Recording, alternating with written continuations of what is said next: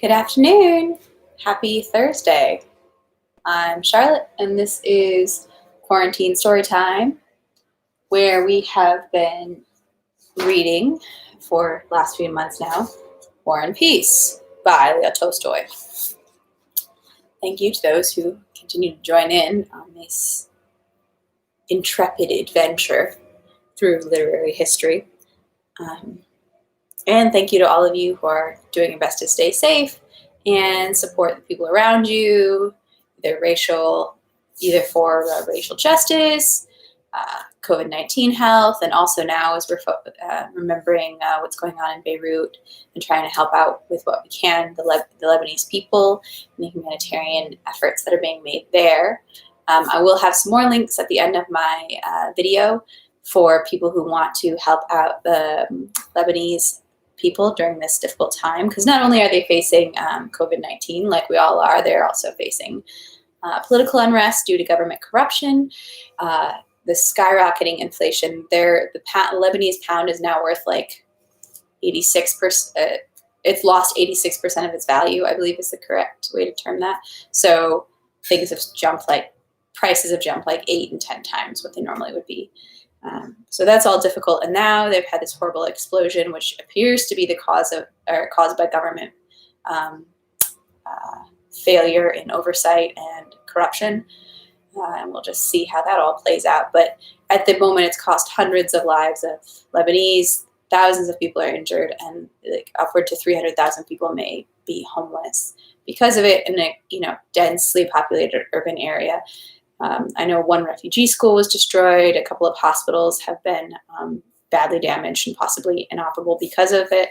So just continue to keep all Lebanese people in your prayers and whatever good work you can do. Like I said, there'll be links to donate. Please donate to local nonprofits and NGOs working in the region, as many of the Lebanese people have been worried that their government, the corruption there, would keep any donations from really reaching what it's trying to do if you're going through the government. So hopefully working with local NGOs and nonprofits is what they would ask, as it would hopefully be more effective. So I'll include some more links at the bottom of the video once I post it up after we go live here. The live chat is up, so feel free to say hey, and thank you guys for tuning in. As you may recall, we are in Volume 3, Part 3, and we're starting in Section 8 today and reading through 15. And there was much philosophizing about history, as Tolstoy does, and the way power is played out. And also, as we ended, Pierre's wife Helene is deciding to marry someone else, and so because of that, she's sent him a letter, maybe the first Dear John letter, to request that he fill out the divorce papers as a matter of course. So there's that. Hey! Thank you for stopping by there, mums. And so, yeah. So I believe in the letter, her decision to get divorced sends a letter to Pierre as he's in the fields of Borodino, where there was the battle with Napoleon. And of course, Moscow will fall, because even though they held back the French there, there was great loss in the Russian army, so they will not be able to continue to hold them back from the taking of Moscow, which will be next. All right, so let's jump back in Section 8 and see where we get to how things proceed along today. Having run down from the Revsky battery for the second time towards the end of the Battle of Borodino, Pierre, with crowds of soldiers, made his way through the gully towards Knyazkovo, reached the dressing station, and seeing blood and hearing cries and moans, hastened on, mixing with the crowds of soldiers. The one thing Pierre now desired with all the forces of his soul was to get away as quickly as possible from all those dreadful impressions in which he had lived that day, to return to the ordinary conditions of life and fall peacefully asleep in a room on his own bed. He felt that only in the ordinary conditions of life would he be able to understand himself and all that he had seen and experienced. But there were no ordinary conditions of life anywhere. Though there were no whistling of cannonballs and bullets here on the road he was walking along, there were on all sides the same things as there was there on the battlefield. There were the same suffering, tormented, and sometimes strangely indifferent faces, the same blood, the same soldiers' greatcoats, the same sounds of gunfire, distant now, but arousing terror on all sides. Besides, it was stifling and dusty. Having gone down 2 miles along the Moshaïsk high road, Pierre sat down by the roadside. Dusk had fallen over the earth, and the roar of the artillery had died down. Pierre, propping himself on his elbow, lay down and stayed that way for a long time, gazing at the shadows that moved past him in the darkness. He kept fancying that a cannonball was flying at him with a frightful whistling. He would give a start and raise himself up. He did not remember how long he lay there. In the middle of the night, 3 soldiers, bringing brushwood, settled next to him and began to make a fire. The soldiers, glancing sidelong at Pierre, made the fire, put a kettle on it, crumbled some biscuits into it, and added some lard. The pleasant smell of edible and greasy viands mixed with the smell of smoke. Pierre sat up and sighed. The soldiers, there were 3 of them, were eating, without paying attention to Pierre and talking among themselves. "And what sort are you?" one of the soldiers suddenly addressed Pierre, obviously implying by this question what Pierre was thinking, namely, "If you want to eat, we'll give you some, only tell us if you're an honest man." I, said Pierre, feeling it necessary to diminish his social position as much as possible, so as to be closer and more understandable to the soldiers. "I'm actually a militia officer, only my detachment isn't here. I was in the battle and lost my men." "Just look at that," said one of the soldiers. Another soldier shook his head. "Well then, eat some of our mess if you want," said the first, and he handed Pierre a wooden spoon after licking it clean. Pierre moved towards the fire and began to eat the mess that was in the kettle, and that seemed to him the tastiest of all the dishes he had ever eaten. While he bent over the kettle, scooping up big spoonfuls and greedily chewing one after another, his face could be seen in the firelight, and the soldiers silently looked at him.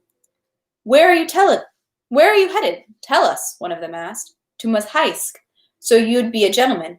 "Yes. And what's your name?" "Pyotr Kirillovitch." "Well, Pyotr Kirillovitch, come on, we'll take you there." In total darkness, the soldiers walked on with Pierre towards Moshaïsk. The cocks were already crowing when they reached Moshaïsk and began to climb the steep town hill. Pierre walked with the 2 soldiers, having forgotten completely that his inn was below, at the foot of the hill, and that he had already gone past it. He would not have remembered it. He was in such a state of bewilderment. If halfway up the hill he had not run into his groom, who had gone looking for him all over town and was now going back to the inn. The groom recognized Pierre by his hat, showing white in the darkness. "Your Excellency," he said, "we've been in despair. Why are you on foot? Where are you going, if you please?" "Ah, yes," said Pierre. The soldier stopped. "Well, so you found your people," said one of them. "Well, goodbye to you, Pyotr Kirillovitch, is it?" "Goodbye to you, Pyotr Kirillovitch," said other voices. "Goodbye," said Pierre, and he headed for the inn together with his groom. "I should give them something," Pierre thought, putting his hand in his pocket. "No, you shouldn't," some voices said to him. There was no room left in the rooms of the inn. There was no place left in the rooms of the inn. They were all taken. Pierre went out to the yard and, covering himself head and all, lay down in his carriage. Section 9. Pierre had barely laid his head on the pillow when he felt himself falling asleep. But suddenly, with an almost lifelike clarity, he heard the boom, boom, boom of gunfire, heard groans, cries, the smack of projectiles, smelled blood and powder, and a feeling of terror and the fear of death seized him. Frightened, he opened his eyes and raised his head from under the greatcoat. It was all quiet in the courtyard. Only some orderly came through the gate, talking with the yard porter and splashing through the mud. Some pigeons above Pierre's head, in the dark under the wooden eaves, were roused by the movement he made as he raised himself. The whole courtyard was filled with the peaceful, strong smell of an inn, which gladdened Pierre at the moment, the smell of hay, dung, and tar. Between the 2 black sheds the clear starry night could be seen. "Thank God there's no more of that," thought Pierre, covering his head again. "Oh, how terrible fear is, and how disgracefully I yielded to it. And they were firm, calm all the time, till the end." They, to Pierre's mind, were the soldiers, those who had been at the battery, those who had fed him, and those who had prayed before the icon. They, these strange people hitherto unknown to him, they were clearly and sharply separated in his mind from all other people. To be a soldier, simply a soldier, thought Pierre, falling asleep.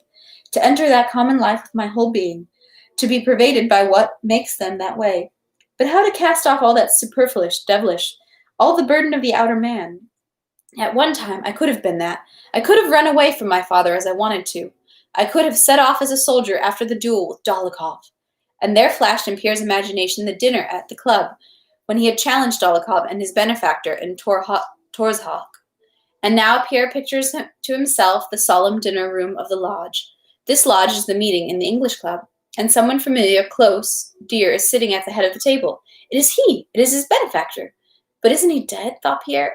Yes, dead, but I didn't know he was alive. How sorry I am that he's dead, and how glad I am he's alive again. On one side of the table sat Anatoly, Dolokhov, Novitsky, Denisov, and others like them. In his dream, the category of these people were clearly defined in Pierre's soul as the category of the people he called they. And these people, Anatoly, Dolokhov, were shouting and singing loudly, but from beyond their shouting, the voices of his benefactor could be heard talking ceaselessly, and the sound of his words was as significant and constant as the noise of the battlefield, yet it was pleasant and comforting. Pierre did not understand what his benefactor was saying, but he knew the category of thoughts was just as clear as in his dream, that the benefactor was speaking of the good, of the possibility of their being what they were. And they surrounded his benefactor on all sides with their simple, kind, firm faces. But although they were kind, they were not looking at Pierre. They did not know him. Pierre wanted to attract their attention and speak. He rose a little, but just then his feet became cold and bare. He was embarrassed and covered his feet with his hand, from which the overcoat had actually fallen. For a moment, as he straightened the overcoat, Pierre opened his eyes and saw the same shed, posts, courtyard. But it was all bluish now, bright and covered with sparkles of dew or frost. Day is breaking, thought Pierre, but that's not it. I have to finish listening and uncover the words of my benefactor. He covered himself again with the overcoat, but the dining room lodge and his benefactor were no longer there. They were only thoughts, clearly expressed in words, thoughts which someone spoke to Pierre, or Pierre himself pondered. Recalling these thoughts afterwards, Pierre was convinced that, even though they had been called up by the impression of the day, someone outside him had spoken them to him.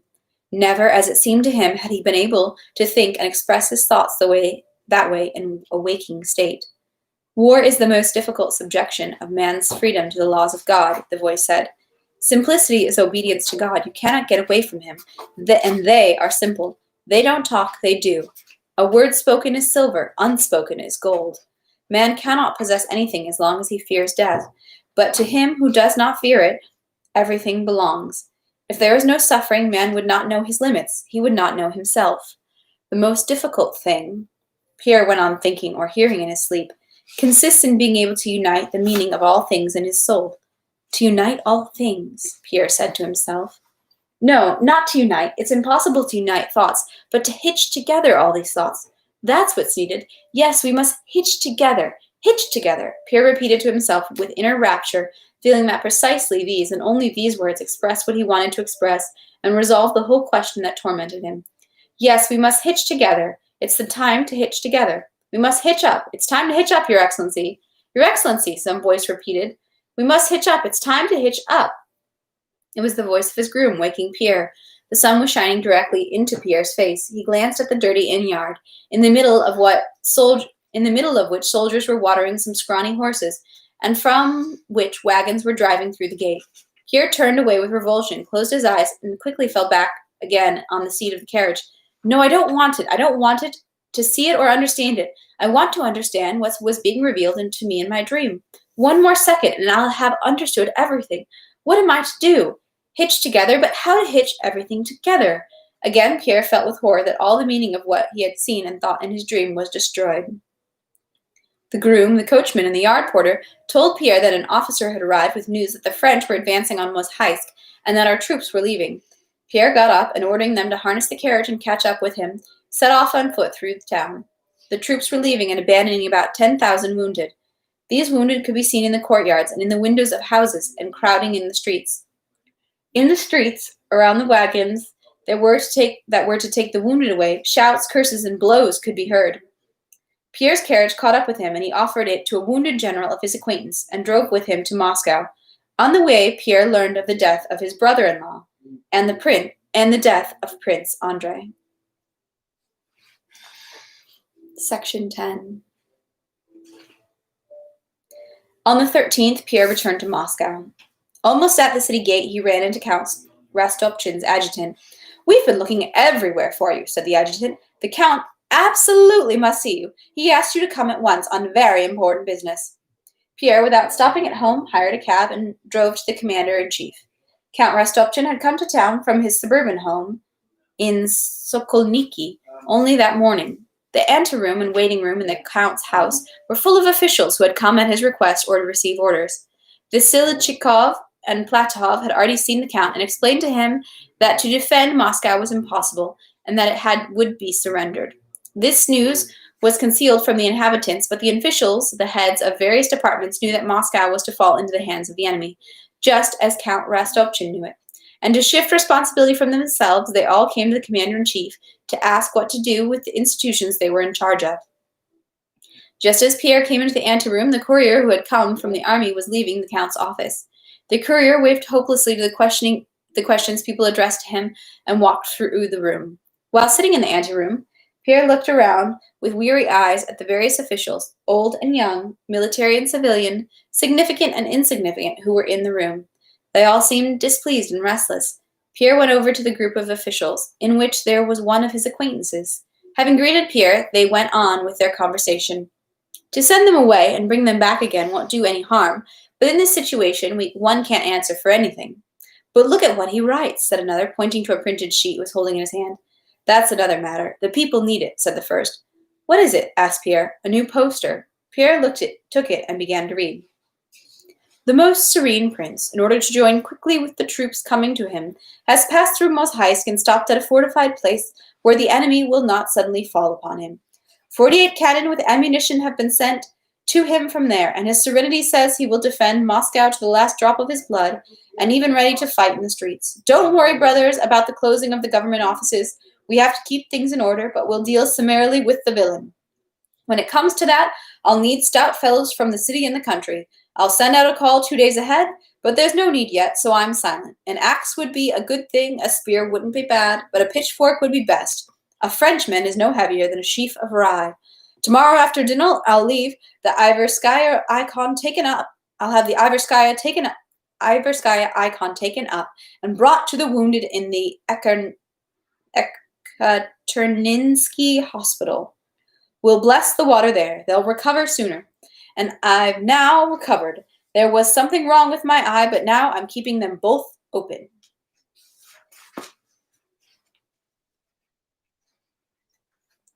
But military men told me, said Pierre, that it is impossible to fight in the city, and that the position— Why, yes, that's what we're talking about, said the first official. But what does it mean? There was something wrong with my eye, but now I'm keeping them both open, asked Pierre.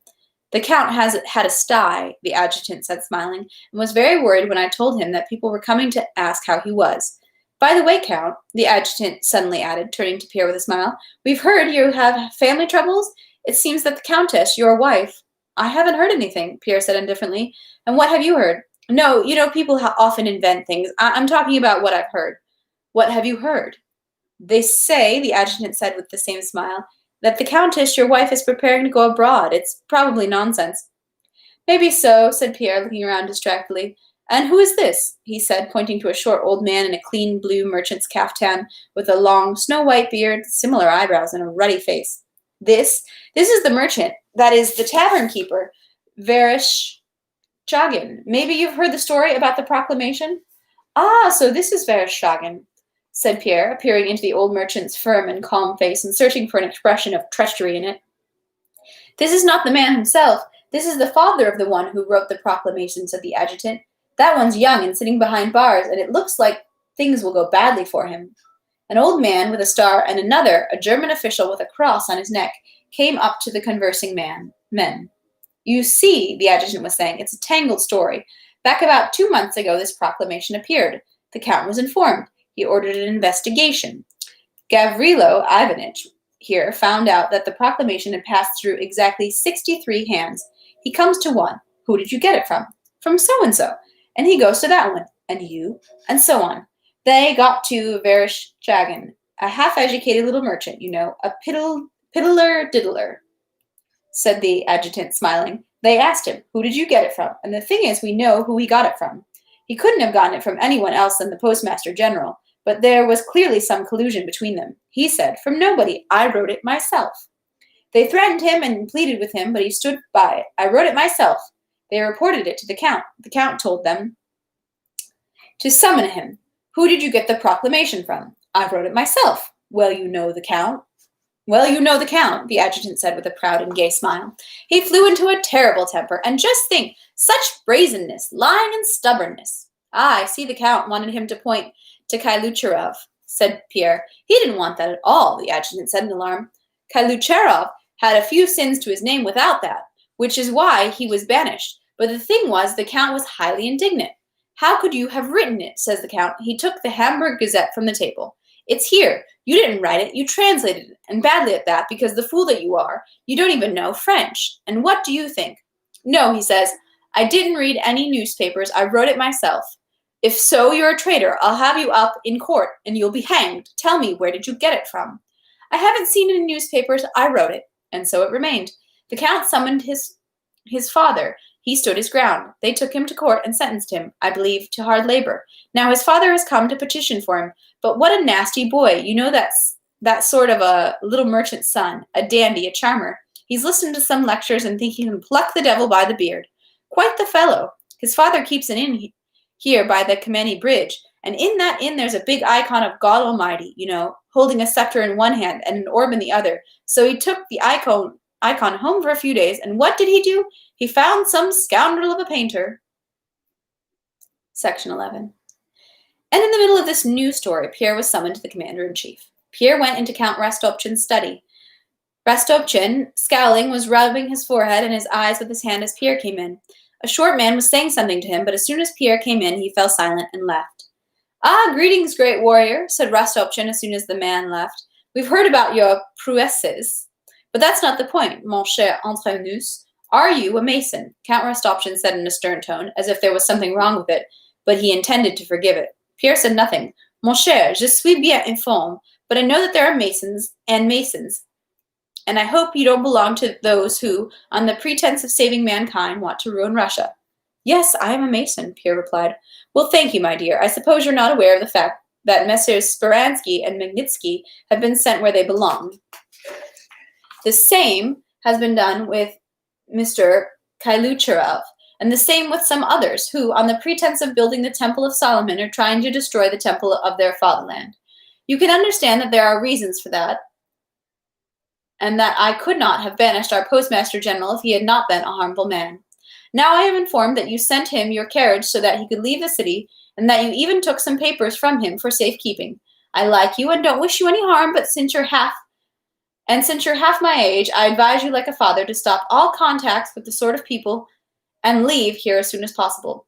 "But what is Kalucherov guilty of, Count?" asked Pierre. "That's for me to know and not for you to ask," exclaimed Rostopchin. "If he's accused of distributing Napoleon's proclamations, that hasn't been proved," said Pierre, not looking at Rostopchin. "And Vereshchagin—" "Nous se voilà!" Rostopchin, suddenly frowning, exclaimed still more loudly than before, interrupting Pierre. "Vereshchagin is a traitor and turncoat who will get the punishment he deserves," said Rostopchin, with that hot anger with which people speak, remembering an offense. "But I didn't send for you in order to discuss my affairs, but as to give you a piece of advice, or an order, if you prefer that. I ask you to stop all contacts with gentlemen like the likes of Kalucherov, and to leave here. And I'll knock the foolishness out of anyone who has it in him." And probably realizing that he seemed to be shouting at Bezukhov, who so far was not guilty of anything, he added, taking Pierre's hand amiably, "Nous sommes à la ville d'un désastre public, et je n'ai pas le temps de dire des gentils à tous ceux qui ont affaire à moi. My head, we're on the eve of public disaster, and I don't have time to say nice things to all those who have business with me. My head sometimes gets in a whirl. Eh bien, mon cher, qu'est-ce que vous faites, vous, personnellement?" "Well, my dear, what are you doing, you personally?" "Mais rien," Pierre replied. "Why, nothing." Still without raising his eyes or changing the expression of his pensive face, the Count frowned. Un conseil d'amis, mon cher, de campes et on plutôt, c'est tout ce que je vous dis. À bon entendu, salut." "A friendly piece of advice, my dear. Decamp as soon as possible. That's all I can say to you. He's saved who listens well. Goodbye, my dear. Ah, yes," he said to him from the doorway. "Is it true that the Countess has fallen into the clutches of de Saint-Pierre de la Société de Jésus, the holy fathers of the Society of Jesus?" Pierre made no reply, and frowning and angry as no one had ever seen him, left Rostopchin's office. When he reached home, it was already dusk. Some 8 different people visiting visited him that evening. The secretary of a committee, the colonel of his battalion, his steward, his butler, and various petitioners. They all had business with Pierre, which he was supposed to decide. Pierre understood nothing, was not interested in these matters, and to all questions gave such answers as would rid him of these people. Left alone at last, he opened and read his wife's letter. They, the soldiers at the battery, Prince Andrei killed, the old man. Simplicity is obedience to God. One must suffer, meaning of everything, must hitch together. My wife's getting married? Must forget and understand. And going to his bed, he collapsed in it without undressing and fell asleep at once. When he woke up the next morning, his butler came to tell him that a specially sent police officer had come from Count Rostopchin to find out whether Count Bezukhov had left or was leaving. Some 10 people of various sorts, having business with Pierre, were waiting for him in the drawing room. Pierre, hurriedly dressed, and instead of going to those who were waiting for him, went to the back door, and from there left through the gate. From then on, until the end of the devastation of Moscow, no one of the Bezukhov household, in spite of their searching, saw any more of Pierre or knew where he was. Shocking. Section 12. The Rostovs remained in the city until the 1st of September, that is, until the eve of the enemy's entrance into Moscow. After Petya joined Obolensky's Cossack regiment and left for Belaya to Serkov, where the regiment was being formed, the Countess was overcome with fear. The thought that both of her sons were at war, that they were both no longer under her wing, that today or tomorrow either one of them, and maybe both together, like the 3 sons of one of her acquaintances, might be killed, now for the first time during that summer came to her mind with a cruel clarity. She tried to call Nikolai back, tried to go to Petya herself, or to arrange a place for him somewhere in Petersburg, but both proved impossible. Petya could not be sent back, except with his regiment, or by means of a transfer to another active regiment.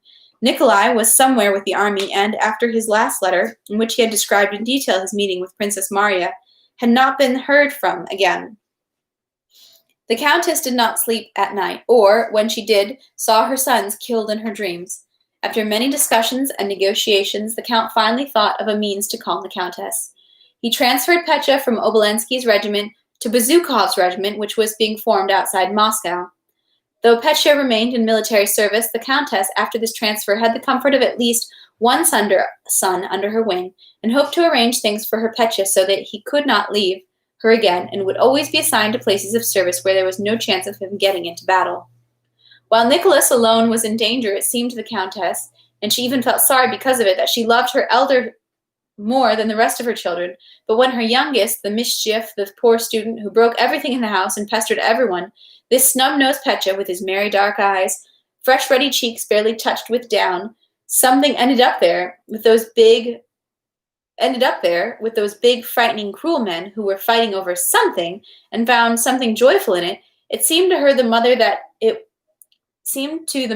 it was him that she loved more, much more than all her other children. The closer it came to the time when the awaited Petya would return to Moscow, the more the Countess's anxiety grew. She thought she would never live to see that happiness. The presence not only of Sonia, but of her favorite Natasha, even of her husband, vexed the Countess. What do I care about them? I don't need anyone but Petya, she thought. In the last days of August, the Rostovs received a second letter from Nikolai. He wrote from the Voronezh province, where he had been sent for horses. This letter did not calm the Countess. Knowing that one son was out of danger, she began worrying still more about Petya. Though by the 20th of August, almost all the Rostovs' acquaintances had left Moscow.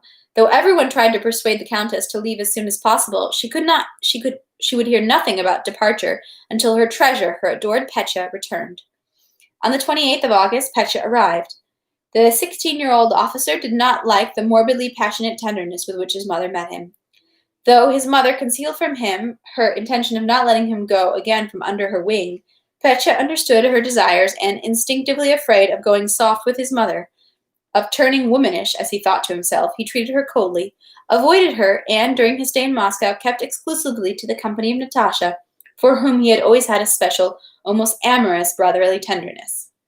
Owing to the Count's habitual insouciance, nothing was ready for departure on the 28th of August, and the carts expected from the Ryazan and Moscow estates to transport all the possessions from the house arrived only on the 30th. From the 28th to the 31st of August, Moscow was all bustle and commotion. Every day, thousands of men wounded at the Battle of Borodino were brought through the Dorogomilovo Gate, distributed all over Moscow, and thousands of carts with citizens and their possessions left through other gates. Despite Rostopchin's posters, or independent of them, or on account of them, the most strange and contradictory news spread about town. Some said that no one was allowed to leave.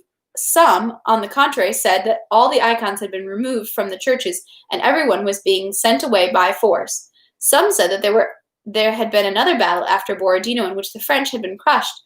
Some said that, on the contrary, the whole Russian army had been annihilated. Some spoke of the Moscow militia going to the 3 hills with the clergy at their head. Some said on the quiet that Augustin had been ordered not to leave, that some traitors had been caught, that the muzhiks were rioting and robbing those who were leaving, and so on and so forth. But that was only talk, while in reality both those who were leaving and those who were staying, though the council at Fili at which it was decided to abandon Moscow had not yet taken place, felt, though without showing it, that Moscow would certainly be surrendered and they had to take themselves away as soon as possible and save their possessions. They felt that everything was suddenly going to break up and change, but up to the first nothing had changed yet. As a criminal led out to execution knows that he is about to die, yet still looks around and straightens the hat he has put on askew, so Moscow involuntarily went on with her usual life, though she knew that the time of her destruction was near, when all the conventions of life which people were accustomed to obey would be broken. In the course of those 3 days that preceded the capture of Moscow, the whole Rostov family found themselves bustling in various ways. The head of the family, Count Ilya Andreich, constantly drove around town gathering rumors that came from all sides, and at home gave generally superficial and hasty instructions about preparing for departure. The Countess supervised the storing of things, was displeased with everything, and followed after Petya, who was constantly running away from her, jealous of Natasha over him, because he spent all his time with her. Sonia alone saw to the practical side of the matter, the packing of things, but Sonia had been especially sad and taciturn all the time recently. Nicholas's letter, in which he had mentioned Princess Maria, had provoked the Countess into talking joyfully in Sonia's presence about seeing God's providence in the meeting of Maria and Nicholas. "I was never glad," said the Countess, "when Bolkonsky was Natasha's fiancé, but I have always wished and had a presentiment that Nikolenka would marry the princess, and what a good thing it would be." Sonia felt that this was true, that the only possibility of mending the Rostovs' affairs was marriage to a rich girl, and the princess was a good match, but she felt very bitter. In spite of her grief, or maybe precisely because of it, she took upon herself all the difficulties of arranging for the storing and packing of things, and was busy all day long. The Count and Countess turned to her when they needed to give some order. Petya and Natasha, on the contrary, not only did not help their parents, but mostly pestered and hindered everyone in the house, and for almost the whole day their running, shouting, and causeless laughter was heard in the house. They laughed and made merry, not at all because there was any reason for laughter, but their souls were filled with joy and mirth, because for them everything that happened was a cause of joy and laughter.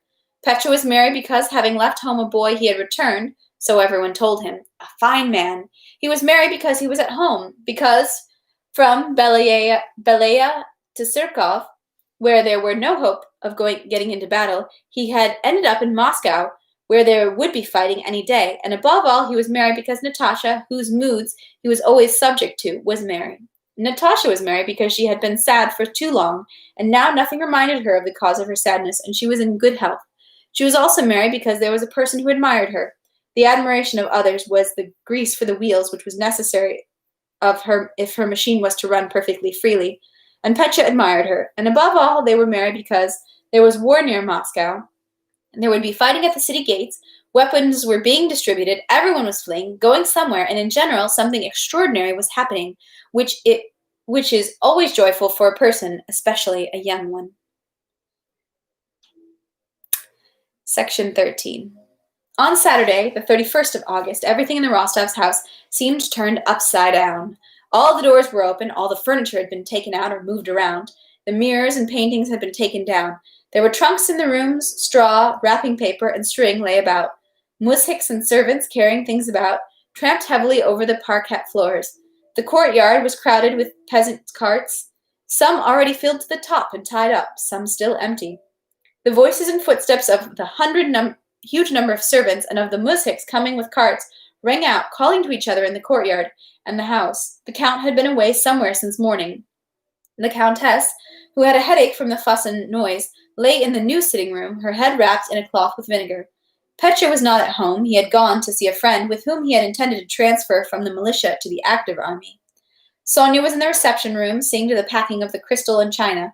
Natasha was sitting on the floor in her devastated bedroom amidst the scattered dresses, ribbons, scarves, staring fixedly at the floor, holding in her hands an old ball gown, the same one, already out of fashion, in which she had gone to a Petersburg ball for the first time. Natasha was ashamed to be doing nothing in the house when everybody was so busy, but since morning she had tried several times to do something, but her heart was not in it. She could not and did not know how to do things if it was not in her heart. How to do things. She didn't know how to do things if it were not in. To do things, if not with all her heart, with all her might. She could not and did not know how to do things if not with all her heart and all her might. She stood over Sonia while she packed the china, wanted to help but abandoned it at once, and went to her room to pack her own things. At first she amused herself by giving her dresses and ribbons to maids, but then, when she had to pack the rest of them, she found it boring. Dunyasha, darling, will you pack? Yes, yes. And when Dunyasha willingly promised to do it all, Natasha sat on the floor, took her old ball gown in her hands, and fell to thinking of something that should not have concerned her at all now. She was brought out of her reverie by the talk of the girls in the maid's room next door and the sound of their footsteps hurrying from the room to the back porch. Natasha got up and looked out the window. In the street, an enormous train of wounded had stopped. The girls, the footmen, the housekeeper, the nanny, the cooks, the coachman, the postilions, the scullions were standing at the gates looking at the wounded. Natasha covered her hair with a white kerchief and, holding it by the ends with both hands, went outside. Their former housekeeper, old Mavra Kuzminishna, was separated from the crowd that stood by the gate, and going up to a cart with a bast hood over it, was talking with a pale young officer who lay in the cart. Natasha took several steps and stopped timidly, still holding her kerchief and listening to what the housekeeper was saying. What? Have you got nobody in Moscow? Mavra Kuzminishna was saying. You'd be more comfortable staying somewhere. With us, even. The masters are leaving. I don't know if it's allowed, the officer said in a weak voice. Here's my superior. Ask him. And he pointed to a fat major who was coming back down the street along the row of carts. Natasha peeked with frightened eyes into the wounded officer's face and immediately went to meet the major. May the wounded stay in our house? She asked. The major put his hand to his visor with a smile. Whom do you want, mademoiselle? He said, narrowing his eyes and smiling. Natasha calmly repeated her question, and her face and her whole manner, even though she went on holding her kerchief by the corners, was so serious that the major stopped smiling, and reflecting at first, as if asking himself to what extent it was possible, replied in the affirmative. Oh yes, why not, they may, he said. Natasha inclined her head slightly, and with a quick step returned to Mavra Kuzminishna, who was standing over the officer, talking to him with pitying sympathy. They may. He says they may, Natasha said in a whisper. The officer, in the hooded cart, turned into the Rostovs' courtyard, and dozens of carts with wounded, at the invitation of the town's inhabitants, began turning into the yards and driving up to the entrances of houses on Povarovskaya Street. Natasha clearly liked these relations with new people, outside the ordinary conditions of life. Together with Mavra Kuzminishna, she tried to get as many of the wounded as possible to turn in their courtyard. All the same, you must tell your father, said Mavra Kuzminishna. Never mind, it makes no difference. We'll move them into the drawing room for a day. We can let them have our whole half. Well, miss, what an idea. Even if they go to the wings, the spare rooms, and the nanny's room, you still must ask. Well, I'll ask then. Natasha ran into the house and went on tiptoe through the half-open door to the sitting room, from which came the smell of vinegar and Hoffman's drops. Are you asleep, Mamma? As if I could sleep, the countess, who had just dozed off, said, waking up. Mamma, darling, said Natasha, kneeling before her mother, putting her face close to hers. It's my fault, forgive me. I'll never do it again. I woke you up. Mavra Kuzminishna sent me. They've brought some of the wounded officers. Will you allow them to? They've got nowhere to go. I know you'll allow them to. She spoke quickly without pausing for breath. What officers? Whom have they brought? I don't understand anything, said the Countess. Natasha laughed. The Countess also smiled weakly. Yeah, I knew you'd say yes, so I'll tell them. And Natasha kissed her mother, got up, and went to the door. In the reception room, she met her father, who had come home with bad news. We've sat ourselves out, the Countess said with involuntary vexation. The club's closed, the police are leaving. Papa, is it all right that I've invited the wounded into the house? Natasha said to him. Of course it's all right, the Count said absent-mindedly. That's not the point. I'm now asking you not to be taken up with trifles, but to help pack and leave. Leave tomorrow. And the Count gave the same orders to the butler and the servants. At dinner, Petya, who had come home, told them his news. He said that weapons had been distributed to the people that day in the Kremlin, that though Rostopchin's poster had said he would give the call 2 days beforehand, the order had certainly already been given that all the people should go to the Three Hills tomorrow with their weapons, and a major battle would take place there. The Countess kept glancing with timid horror at her son's merry, flushed-faced as he was saying that. She knew that if she said a word about it, if she asked Petya not to go to this battle, she knew he was glad of this impending battle. He would say something about men, honor, the fatherland, some senseless, masculine, obstinate, against which it would be impossible to object, and the matter would be spoiled, and therefore, hoping to arrange everything so as to leave before then and take Petya along as a defender and protector, she said nothing to Petya, but summoned the Count after dinner and tearfully implored him to take her away quickly, the same night if possible. With the involuntary feminine cunning of love, she, who so far had shown perfect fearlessness, said that she would die of fear unless they left that night. She was afraid of everything now, without feigning. Section 14. Madame Schloss, who had gone to see her daughter, increased the Countess's fear still more by telling her that she had seen in the Myasnitskaya Street at a drinking establishment what she had seen in a Myasnitska Street at a drinking establishment on her way home. As she came down the street, she had been unable to reach home because of a drunken crowd of people rioting outside the establishment. She had hired a cab and come home by a back lane, and the cabbie had told her that people were breaking open the barrels in the drinking establishment that they had been ordered to. After dinner, the whole Rostov household, with enthusiastic haste, got to work packing things and preparing for departure. The old Count, suddenly getting to work after dinner, kept going back and forth from the yard to the house, shouting senselessly at hurrying people, telling them to hurry still more. Petya was in charge in the courtyard. Sonia did not know what to do under the influence of the Count's contradictory orders and was completely at a loss. People, shouting, arguing, and making noise, rushed about the rooms and the courtyard. Natasha, with her typical passion in everything, also suddenly got to work.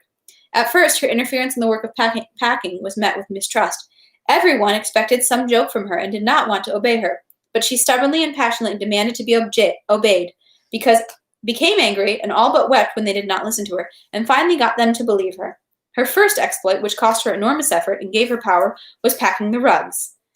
In the Count's house, there were costly Gobelin tapestries and Persian carpets. When Natasha got down to work, there were 2 open crates standing in the reception room. One was filled almost to the top with china, the other with carpets. There was also a good deal of china standing on the tables, and more were being brought from the storeroom. A new 3rd crate had to be started, and people went for one. Wait, Sonia, we'll be able to fit everything in, said Natasha. It's impossible, miss. We've already tried, said the pantryman. No, please wait, and Natasha began taking the dishes and plates wrapped in paper out of the crate. The dishes ought to be put in here with the carpets, she said. We'll be lucky if we get the carpets into 3 crates as it is, said the pantryman. Wait, please, and Natasha quickly, deftly began sorting things. Those we don't need, she said of the Kievan plates. These, yes, these go in with the carpets, she said of the Saxony dishes. Let it be, Natasha. Enough now. We'll pack, Sonia said with reproach. Miss, said the butler, but Natasha did not give in. Threw all the things out and quickly began repacking, deciding that the inferior domestic carpets and extra dishes should not be taken at all. When everything had been taken out, they began packing again, and indeed, having discarded almost all the cheap things that were not worth taking along, they fitted all the costly things into 2 crates. Only the lid of the carpet crate would not close. A few things could have been taken out, but Natasha insisted on having her way. She packed, repacked, pressed down, and made the pantryman and Petya, whom she drew into the business of packing, press down on the lid, and made desperate efforts herself. Enough, Natasha, Sonia said to her. I see you're right. Just take out the one on top. I don't want to, cried Natasha. holding her loosened hair away from her sweaty face with one hand and pressing down on the carpets with the other. "Press on it, Petya, press on it! Vasilich, press down on it," she cried. The carpets got pressed down and the lid closed. Natasha clapped her hands and squealed with joy. Tears burst from her eyes, but that lasted only a second. She at once took up another task, and now they trusted her fully, and the Count was not angry when he was told that Natasha Ilyinichna had cancelled his order, and the servants came to Natasha to ask if they should tie up a cart or not, and was it sufficiently loaded. The work went swimmingly, owing to Natasha's directions. The unnecessary things were left, and the most costly ones were packed in as tightly as possible. But however everyone bustled, by late at night they could not get everything packed. The Countess fell asleep, and the Count, having postponed their departure till morning, went to sleep. Sonia and Natasha slept in the sitting room without undressing. That night, one more wounded man was transported down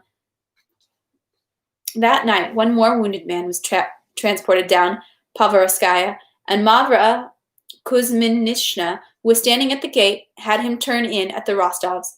This wounded man was, to Mavra Kuzminishna's mind, a very important one. He had been transported in a caleche with the apron completely closed and the hood down. On the box beside the driver sat an old man, a venerable valet. A doctor and 2 soldiers followed behind in a wagon. "Do come to us, if you please. The masters are leaving. The whole house is empty," said the old woman, addressing the old servant. "Why not?" the valet answered, sighing. "We don't hope to make it. We have our own house in Moscow, but it's far, and there's nobody living there." "Kindly come in. Our masters have plenty of everything, if you please," said Mavra Kuzminishna. "What, is he unwell?" she asked. The valet waved his hand. "We don't hope to make it. You must ask the doctor." And the valet got down from the box and went to the wagon. "All right," said the doctor. The valet came back to the caleche, looked into it, shook his head, and told the driver to turn into the courtyard, and stopped beside Mavra Kuzminishna. "Lord Jesus Christ," she said. Mavra Kuzminishna suggested that the wounded man be taken into the house.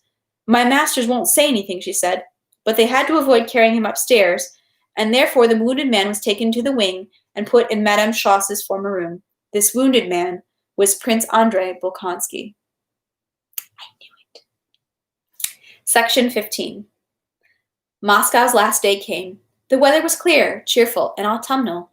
It was Sunday. It was a Sunday. As on an ordinary Sunday, the bells were ringing for the liturgy in all the churches. No one, it seemed, could yet grasp what was in store for Moscow. Only 2 indicators of the condition of society expressed the state Moscow was in: the mob, that is, the estate of the poor, and the prices of products. An enormous crowd of factory workers, servants, and muzhiks, mixed with clerks, seminarians, and noblemen, went out to the 3 hills early in the morning of that day. They stood there and waited in vain for Rostopchin, and, realizing that Moscow would be surrendered, the crowd dispersed to pot-houses and taverns all over Moscow. The prices that day also indicated the state of things. The prices of weapons, gold, carts, and horses kept going up, and the prices of paper money and city things kept going down. So that by the middle of the day, there were occasions when cabbies drove off with expensive goods like broadcloth for half the price, while a peasant horse was sold for 500 rubles. Furniture, mirrors, bronze objects were given away for nothing.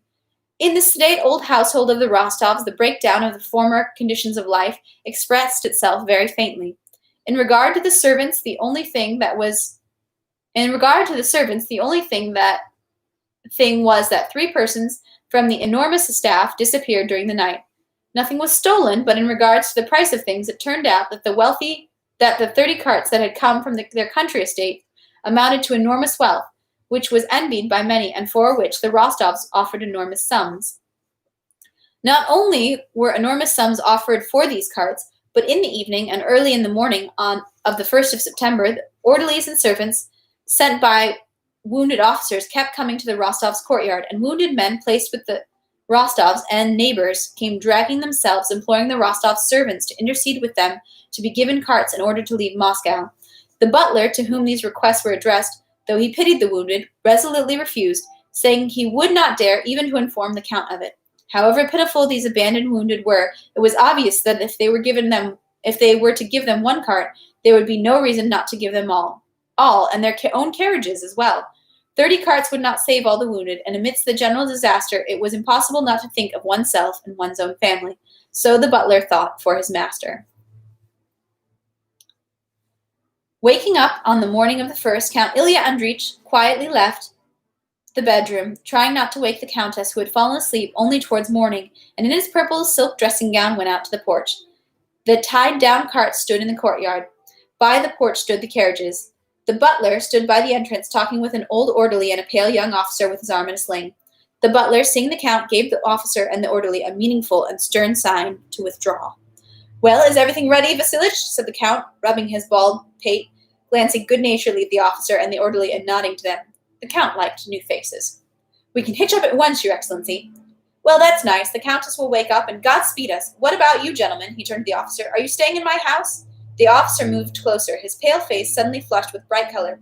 "Do me a favor, Count. Allow me, for God's sake, to take refuge somewhere in one of your carts. I've got nothing with me. I'll get on top. It won't matter." Before the officer finished, the orderly came up to the count with the same request for his master. "Ah, yes, the count said quickly. "That I'd be very glad to. Vasilich, arrange it so that one or two of the carts are cleared there." Whatever's necessary," the count said, ordering something in some sort of indefinite terms. But at the same instant, the ardent expression of gratitude from the officer confirmed what he had ordered. And the count looked around. In the courtyard, in the gateways, in the windows of the wings, wounded men and orderlies could be seen. They were all looking at the count and moving towards the porch. "If you please, Your Excellency, come to the gallery. What are your instructions concerning the paintings?" said the butler, and the count went into the house with him, repeating his order about not refusing the wounded who wanted to ride along. "Well, why not, if you can take something out?" he said in a soft, secretive voice, as if fearing that someone might overhear him. At 9 o'clock, the countess woke up, and Matryona Timofeevna, her former maid, who carried out the functions of a police chief with the countess, came to report to her former young lady that Maria Karlovna was very offended and that the young lady's summer dresses could not be left behind. On the countess's inquiries as to why Madame Schloss was offended, it was discovered that her trunks had been taken off the cart, and all the carts were being untied, chattel taken out, and wounded men put in, whom the count, in his simplicity, had ordered to be taken along. The countess ordered her husband sent for. "What is it, my friend? I hear there are things being unloaded again. You know, mon cher, here it is what I wanted to tell you. Mon cher, little countess, an officer came to me. They asked to be given several carts for the wounded.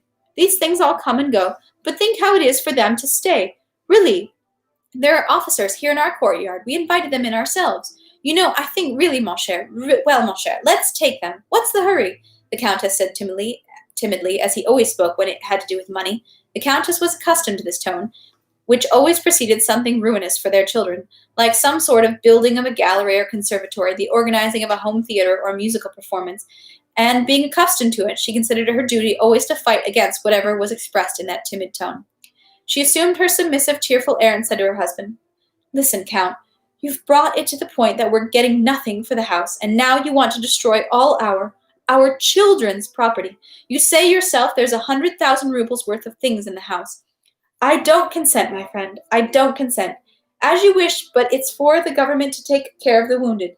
They know it. Look, across the street, the Lupukins cleared everything out 2 days ago. That's how people do it. We're the only fools. If you don't pity me, pity the children." The count waved his hand and, saying nothing, left the room. "Papa, what's this about?" said Natasha, who had followed him into her mother's room. "Nothing. What business is it of yours?" the count said angrily. "No, I heard," said Natasha. "Why doesn't Mama want it?" "What business is it of yours?" cried the count. Natasha went to the window and fell to thinking. "Papa, Berg has come to see us," she said, looking out the window.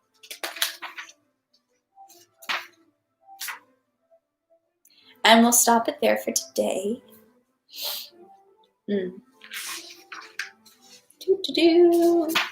Yeah, it's a bit of another section.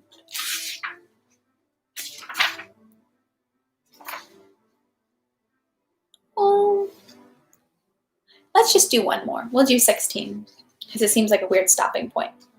Berg, the Rostov's son-in-law, remember he's married to their eldest daughter, Vera, was already a colonel of Vladimir and Anna on the neck, and accompanied the same quiet and agreeable post of assistant to the chief of staff, assistant to the 1st section chief of staff of the 2nd Corps. On the 1st of September, he arrived in Moscow from the army.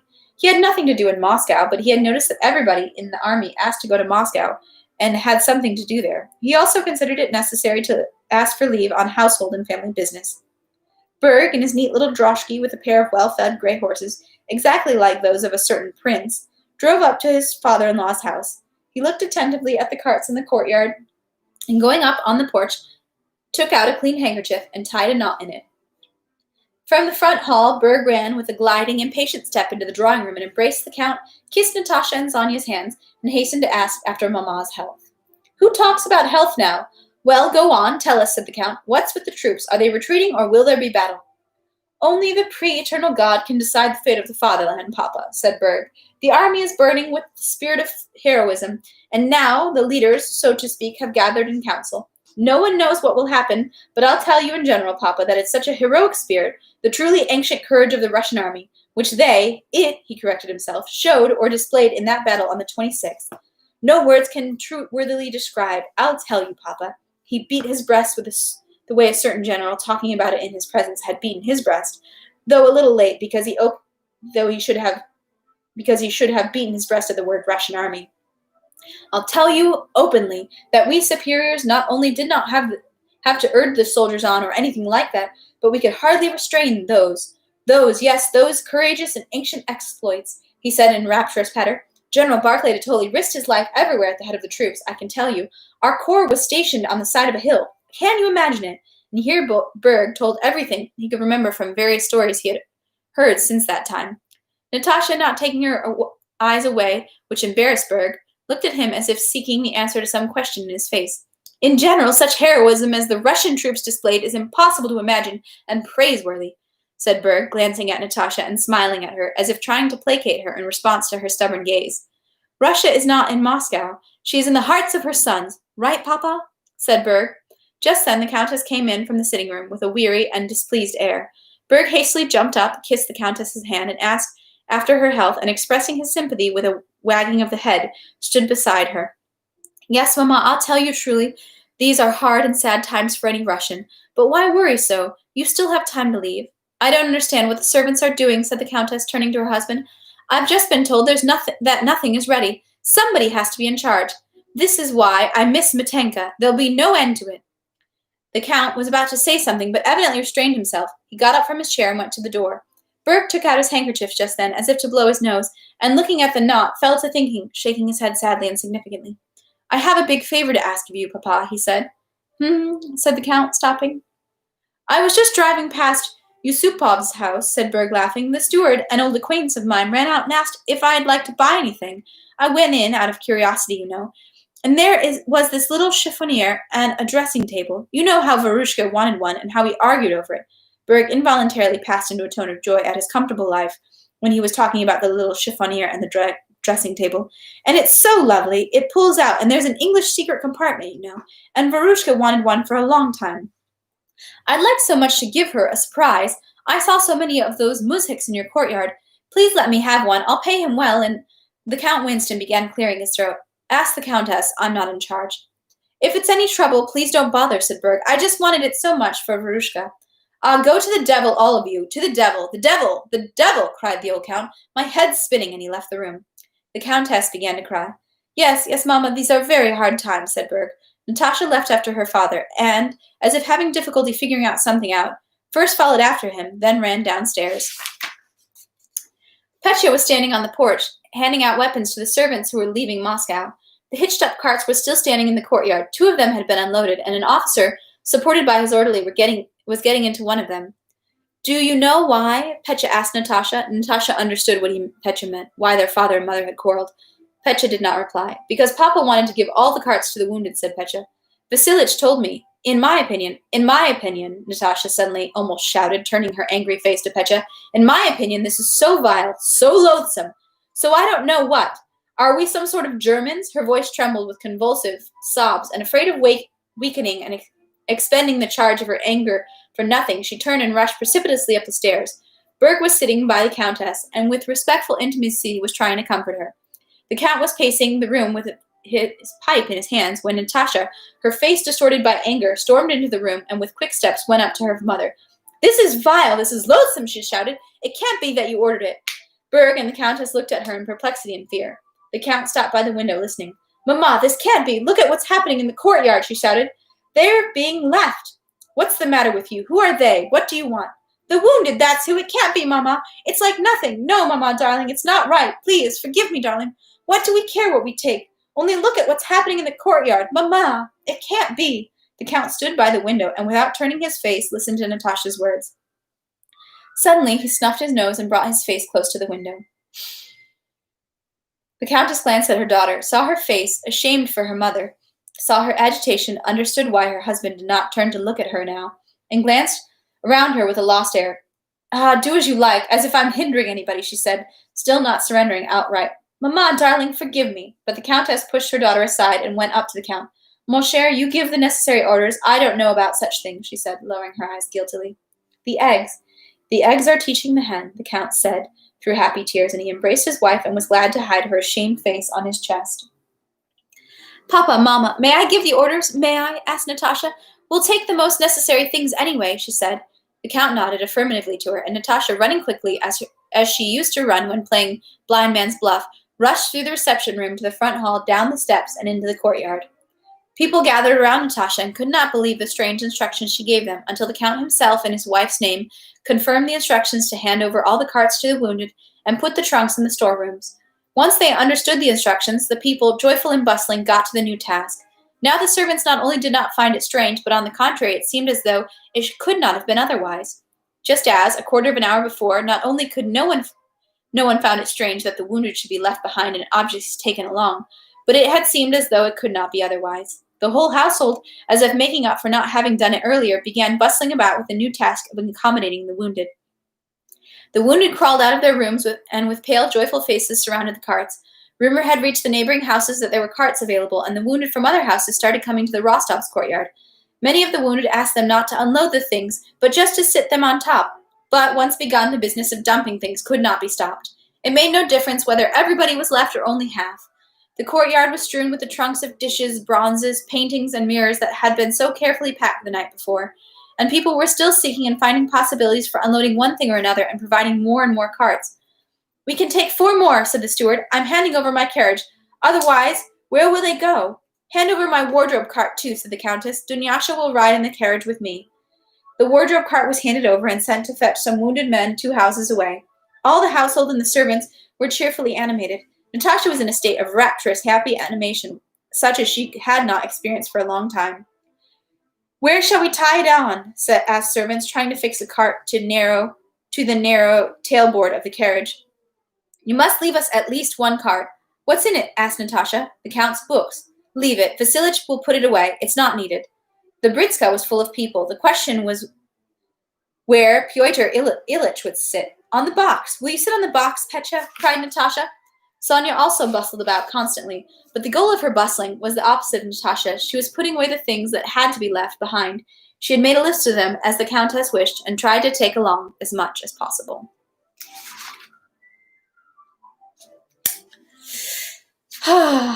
And we'll end it there for today. Make good progress, friends. That's the end of section 16. So anyways,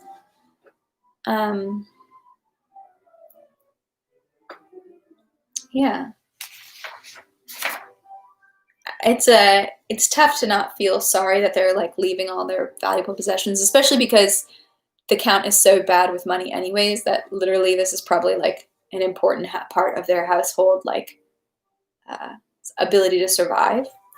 But it's beautiful that that they're valuing the life of people more than things. So definitely see that. On the flip side to that, though, is that I feel like the young people of a family aren't really going to see, okay, so we sacrifice things for people, so we'll need to accommodate or we'll need to economize in the future. I'm fairly confident that the Count, the Countess, and their children will continue trying to live a lavish lifestyle, even though they're continually losing stuff. But like in this case, often for a very good reason. Sometimes it's not. They've unfortunately gotten into the habit of very lavish and frivolous spending. And as they've said before, the Count is not very good at managing money or estates. So this is just the next step in their financial ruin. But at least for once, you can say it is really for a good reason. The helping of wounded and you know, taking care of people before their things. So that is good. It's just, I just foresee how this will affect their future as well, because surely they'll just be like looting once they're gone. You know, people. It's not as if like in any way their honorable behavior will be rewarded. But we can hope, I suppose. But it's so funny because Natasha's such like an impetuous person, but usually moved by like, you know, just usually moved by her emotions. And in this case, you know, it's for a good reason. Though I don't know if she like would always be as articulate about, you know, naming why she has a passion for one thing or another. So it kind of has this like Tolstoy wrote it in this sort of weird way where it doesn't quite seem noble, even though it really is the noble thing. It just sort of seems like, well, this is a weird situation they've gotten themselves into. But hopefully this means that Prince Andrei might make it out alive, and hopefully maybe we'll go with them. There could be some reuniting, some forgiving. I don't know. I'm still hoping for those crazy kids. I also find it funny the way they talk about how the Countess is like so clingy for her kids, especially like for Nikolai and now for Petya, and how like Petya as like a young man is like, no, Mom, because my mom's gonna hate me for saying this, but I see that in that, you know, eternal truth of mothers who are like clinging to their kids and don't want to let them go from, I say, under their wing, but the kids are like, Mom, leave me alone, Mom. We like me and my brother always just like, we love our mother very much, but she's, you know, she can be very protective, and we're just like, we're gonna go do our thing now. So in Natasha and Petya, I see some of myself and my brother, I guess. But yeah, so I hope they just also make it out safely though at this point, because things be crazy.